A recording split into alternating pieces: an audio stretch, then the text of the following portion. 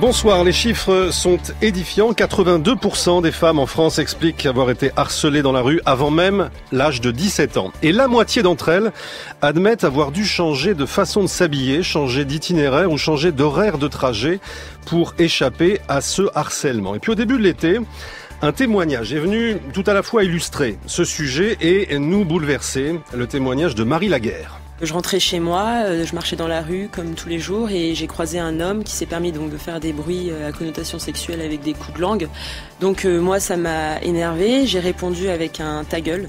Il m'a insulté puis il est revenu sur ses pas pour venir me frapper.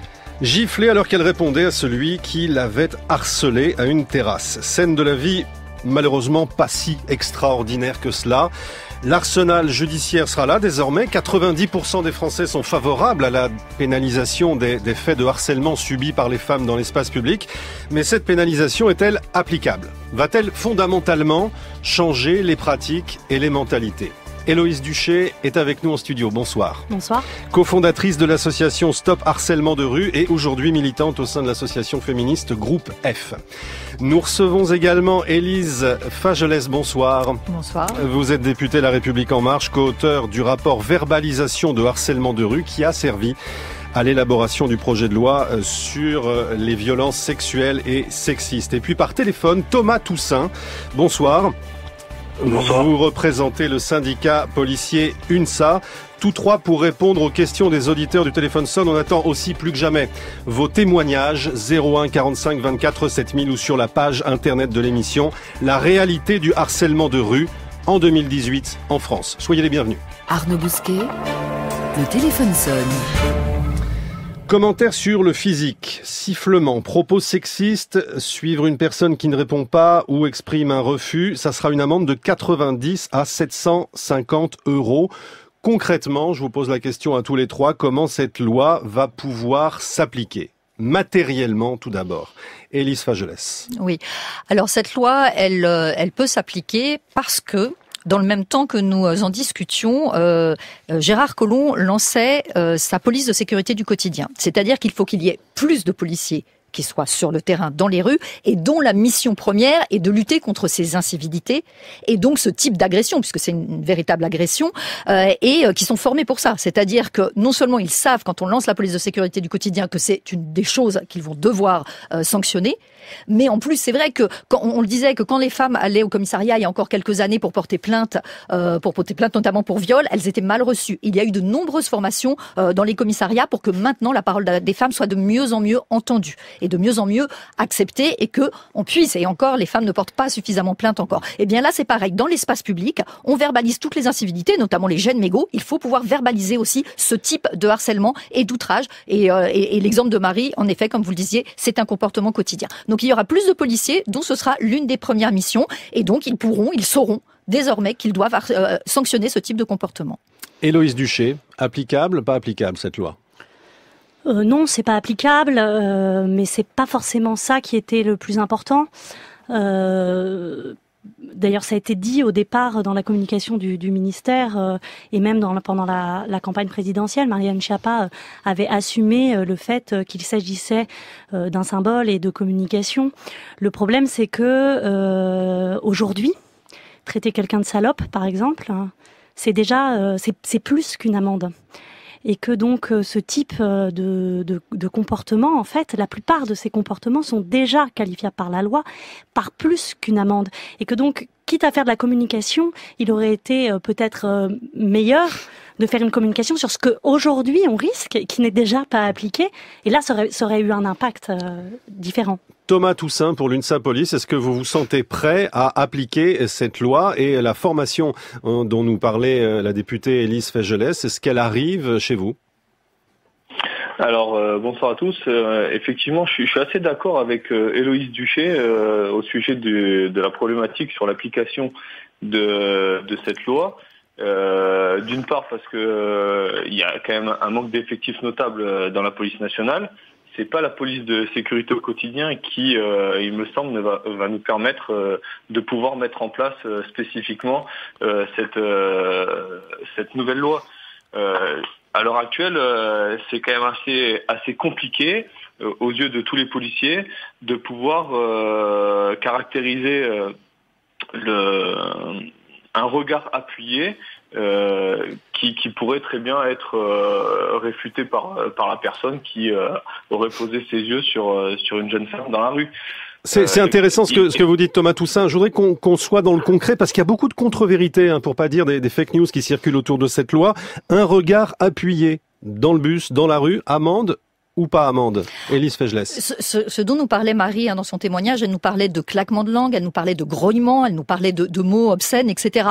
Donc un regard appuyé, ça nous est tout arrivé, peut-être vous en tout cas, c'est à un moment donné, on est dans les transports en commun, on a quelqu'un qui est là et qui nous regarde et qui nous fait des regards plus qu'appuyés, qui nous, en fait, la verbalisation de l'outrage sexiste, c'est comme ça que ça s'appelle dans la loi, c'est des comportements humiliants, des comportements intimidants. C'est pas un regard, c'est un comportement véritable. Donc oui, ce genre de choses, que ce soit des grognements, des sifflements, ça peut se caractériser et ça se voit. Et d'ailleurs, c'est le premier, et c'est pour ça que je voulais absolument vous répondre. C'est important qu'il y ait une graduation dans ce type d'attaque. C'est-à-dire que ce qui s'est passé avec Marie, c'est typique. Au début, il y a un grognement, il y a un claquement de langue. Aujourd'hui, rien n'interdit de faire ça. Rien n'interdit de faire ça. C'est ce qu'on appelle le harcèlement, au quotidien.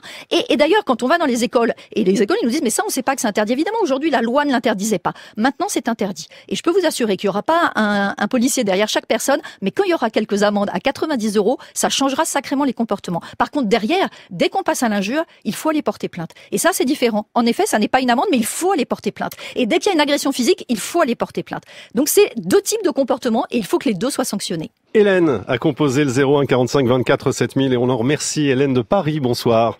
Bonsoir. Bon, alors moi, je trouve que cette loi est nulle, débile, parce qu'elle sera inapplicable et que les types qui se permettent de frotter une femme dans le métro ou de faire ce que vous avez dit auparavant, bien, en général, ils sortent à la station suivante, voyez-vous. Et puis, quand une femme est dans le métro, c'est parce qu'elle part à son travail, donc elle ne peut pas se permettre le luxe d'arriver en retard. Idem pour une jeune fille qui va au lycée. Si les cours commencent à 8h, c'est pas 8h30. Donc, il n'est pas question de perdre son temps et d'aller voir les gens de la RATP en disant, voilà, il y en a un qui que quoi. C'est pas possible. Et en plus, il faudrait décrire le harceleur, puisque vous l'appelez comme ça, vite fait, qu'on a vu à peine. Alors, dire s'il est brun, s'il est blond, ça d'accord, mais ça n'ira pas au-delà. Et je voudrais dire, donc, comme témoignage, que moi, quand j'attendais ma fille, un jour, alors que j'étais donc enceinte de 6 mois et demi, 7 mois par là, un type a crié d'un toit, il te l'a pas mise au cul ce jour-là. Donc, j'ai continué mon chemin en sanglotant. Et donc c'était il y a plus de 40 ans, mais après ma fille est née, elle a grandi, et quand elle était lycéenne, c'est absolument impossible quand il y a un frotteur et que la jeune fille est encombrée d'un carton à dessin, du sac de sport et de je ne sais quoi encore, du sac habituel avec les bouquins, d'abord de bouger. Et après de se permettre de risquer d'arriver en retard à son établissement scolaire. Donc je trouve que cette loi, mais elle n'a aucun intérêt. Elle sert juste à se donner bonne conscience pour le gouvernement, parce que il y a une dame là qui vient de dire non, il n'y aura pas un flic derrière chaque femme dans le métro, dans les transports en commun. Et par contre, j'aimerais bien moi que les femmes qui sont violées, donc ça va au-delà de ce qu'on vient de dire, c'est largement autre chose. J'aimerais bien qu'elles aillent porter plainte. Il faut effectivement aller porter plainte, mais c'est plus facile d'aller porter plainte pour viol après quelques heures du délit que de s'arrêter en cours de route quand on part au lycée, à la fac ou au travail. Merci de votre témoignage et de vos remarques, Hélène. Alors, une loi semblable pour punir le harcèlement de rue existe ailleurs dans le monde, au Maroc, en Algérie, en Belgique. Et la Belgique, par exemple, on a comptabilisé seulement 3 plaintes pour sexisme en une année. Et les associations féministes estiment là-bas que la loi ne fonctionne pas parce que l'entourage des femmes victimes de ce harcèlement minimise les faits et dissuade finalement les victimes à porter plainte. C'est un délit. En Belgique, ça n'a rien à voir. C'est un délit. Il faut aller porter plainte. Voilà. Alors, en France, ça sera plus simple. Pas de plainte, juste un flagrant délit. Oui. Est-ce que ça peut faire quand même la différence, Héloïne Duché? Alors, sur le papier, oui. La réalité, c'est que aujourd'hui, les policiers ne reconnaissent pas ces comportements. Et ça n'est pas, ça n'est pas il faudrait un plan massif de formation pour qu'ils les reconnaissent. Moi, je pense pas que ce soit sur ce plan-là qu'il faille se poser. On parle de 10 000 personnes qui vont être déployées et être formées. Elles vont être déployées dans certains quartiers. Soi-disant, donc, ça voudrait dire que c'est des quartiers où il y aurait plus de harcèlement de rue. Comment est-ce qu'on va choisir les endroits où ces policiers vont aller? Effectivement, s'il y a quelques amendes, enfin, je trouve qu'il y a un côté performatif intéressant. C'est intéressant de pouvoir dire c'est interdit. Ce comportement-là est interdit. Parce que ça permet de changer les mentalités. Mais c'est un outil qui ne coûte pas très cher. Il y a une palette d'outils, et c'est bien le problème avec ce gouvernement, c'est l'écart entre les effets d'annonce et l'affichage qui dit stop aux violences, et derrière, le fait que pour que d'abord les lois actuelles soient appliquées, les plaintes soient prises et les mentalités changent, il faut mettre des moyens, y compris des moyens financiers, et ça, on les voit pas arriver. Est-ce que vous les voyez arriver, Thomas Toussaint, pour l'UNSA Police? Est-ce que vous avez quelques garanties et sur l'arrivée de ces moyens et sur la formation qui vous permettrait de prendre en flagrant délit siffleurs et harceleurs?